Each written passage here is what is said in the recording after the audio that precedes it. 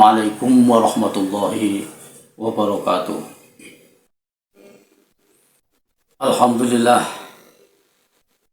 dengan rahmat Allah Subhanahu wa Ta'ala, episode kali ini kita bersama bisa melihat dan mendengar terbukanya jendela cakrawala demokrasi Pancasila dalam kasus sengketa pemilu selama sidang di Majelis Konstitusi.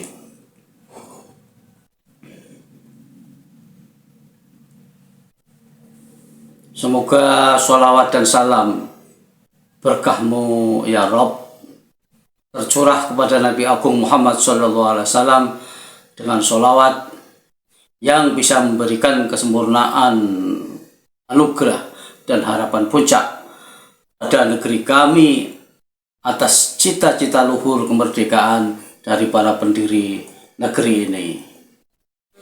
Pemirsa yang budiman,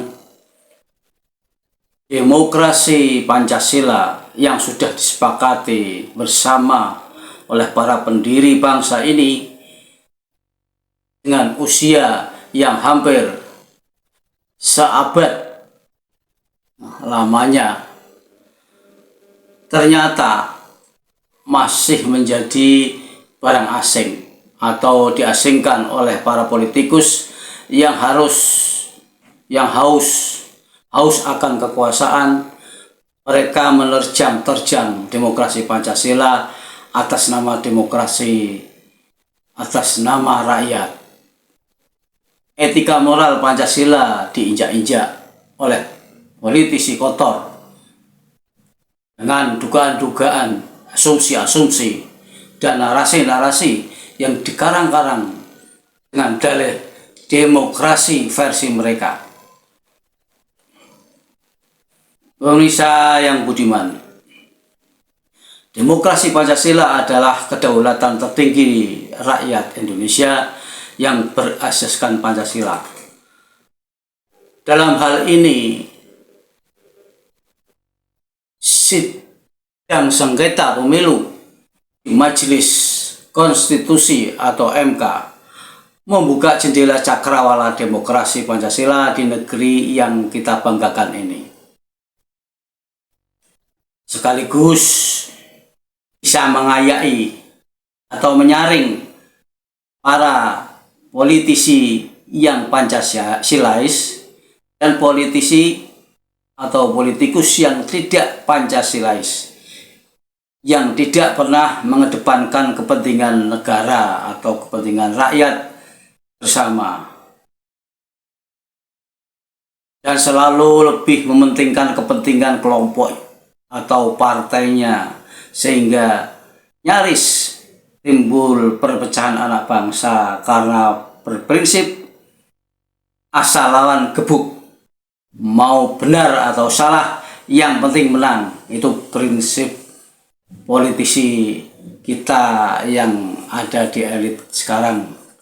Sebagian ada kelompok yang berjalan secara demikian. Pemirsa yang budiman, dengan adanya proses persidangan sengketa pemilu di MK, alhamdulillah para politikus jalanan yang tidak prosedural dalam memberikan dalil-dalil tentang atau tuntutan-tuntutan sengketa pemilu yang begitu liar, baik dari kalangan akademisi kampus maupun akademisi jalanan lainnya, oleh para ahli di bidangnya masing-masing. Mereka semuanya tanpa kecuali tertampung di sidang sengketa pemilu di MK atau Majelis Konstitusi, walaupun dalil-dalil tuntutannya hanya berupa dugaan-dugaan, asumsi-asumsi, dan yang dinarasikan, dugaan-dugaan, asumsi-asumsi yang dinarasikan melalui sidang MK menjadi tertib dan etis dengan etika moral Pancasila.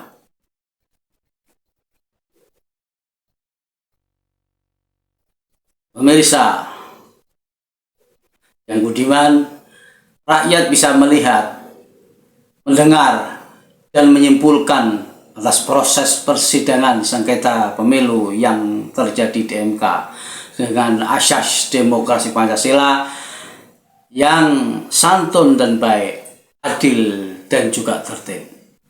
Seperti halnya baik dari sudut pandang dari materi tuntutan atau dalil pemohon maupun termohon. Yang kedua, paparan dari saksi ahli di bidangnya masing-masing. Dan yang ketiga, teguran dari hakim MK baik mengenai arahan pertanyaan sidang, isi materi sidang, dalil-dalil yang dikemukakan dalam sidang, dan lain sebagainya, semua berjalan secara tertib dan lancar dan demokratis serta Pancasilais. Pemirsa yang budiman,